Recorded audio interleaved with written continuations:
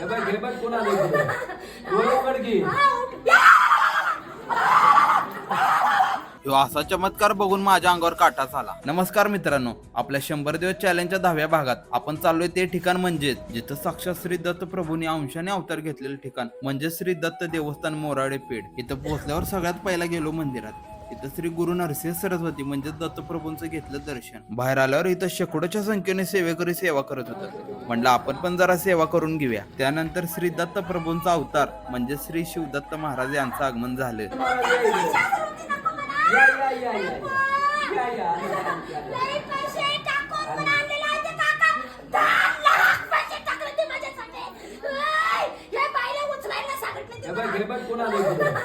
डोळे उघड की.